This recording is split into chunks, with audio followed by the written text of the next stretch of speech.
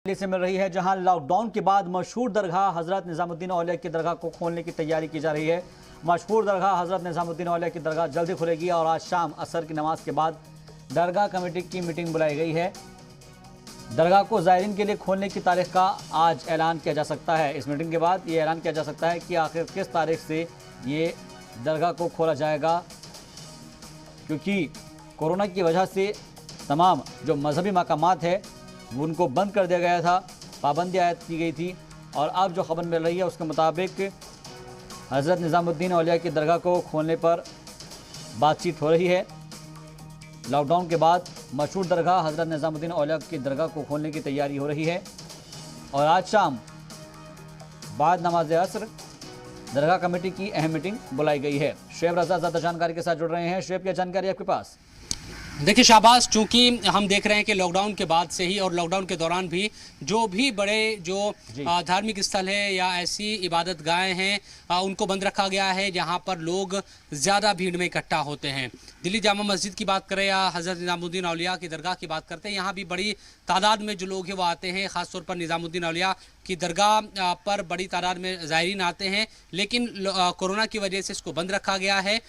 हमारी कई दिनों से बात चल रही थी, लेकिन आज ये खबर आई है क्योंकि लॉकडाउन नई जो गाइडलाइन है केजरीवाल सरकार की तरफ से वो भी आज जारी हुई है और पिछले हफ्ते भी जारी की गई थी। इन तमाम चीज़ों के मद्देनज़र, क्योंकि पिछले हफ्ते कह दिया गया था कि धार्मिक स्थल खोल दिया जाए, लेकिन बाहरी जो लोग हैं उनकी एंट्री अभी भी वहाँ पर बंद है।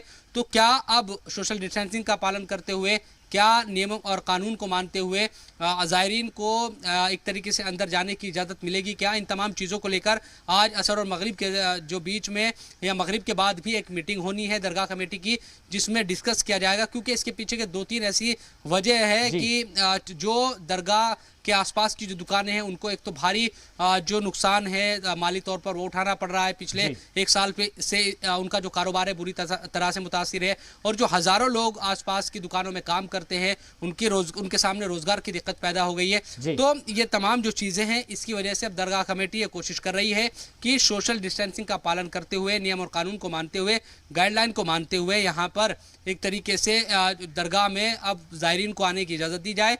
इसीलिए आज जब मीटिंग होगी तो इन तमाम चीज़ों को डिस्कस किया जाएगा और आने वाले दिनों के लिए एक फैसला लिया जाएगा कि इस तारीख से दरगाह खुल जाएगी। पिछली बार में हमने देखा था कि दरगाह खुली ज़रूर थी, लेकिन फिर उसके बाद कुछ ही दिनों के बाद दोबारा से लॉकडाउन लग गया था। कोरोना की जो दूसरी लहर थी वो आ गई थी।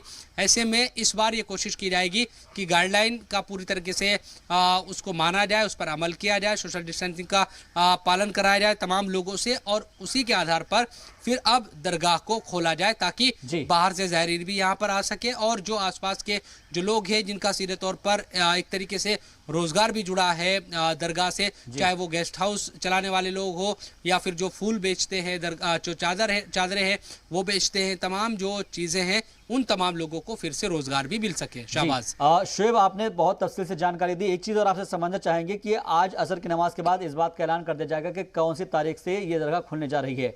क्या उससे पहले जो कमेटी है उसने इस बात को यकीनी बना दिया है कि जो दरगाह का परिसर है, अहाता है, उसको पूरी तरीके से सैनिटाइज कर दिया गया हो?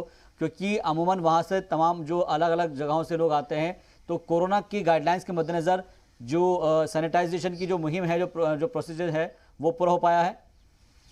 बिल्कुल शाहबाज, देखिए आज चूँकि 20 जून है और हो सकता है कि 2-4 दिनों के बाद का ऐलान हो सकता है 10 दिनों के बाद का भी ऐलान हो, क्योंकि एक तारीख का अगर ऐलान हो जाएगा उस दरमियान जो भी दिन होंगे और ज़्यादा तेज़ी के साथ फिर उसकी जो व्यवस्था है वो बनाने की कोशिश की जाएगी कि ज़ायरीन अगर बड़ी तादाद में आते हैं तो कैसे एंट्री होगी, किस गेट से एंट्री होगी, कहाँ से वो बाहर जाएंगे और किस तरह से सोशल डिस्टेंसिंग का पालन कराया जाएगा। इन तमाम बातों का भी एक तरीके से जिक्र किया जाएगा।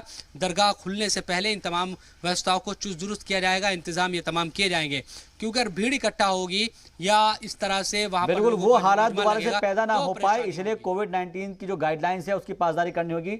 बहुत बहुत शुक्रिया हमसे बातचीत के लिए, तमाम जानकारी के लिए शुएब रज़ा आपका।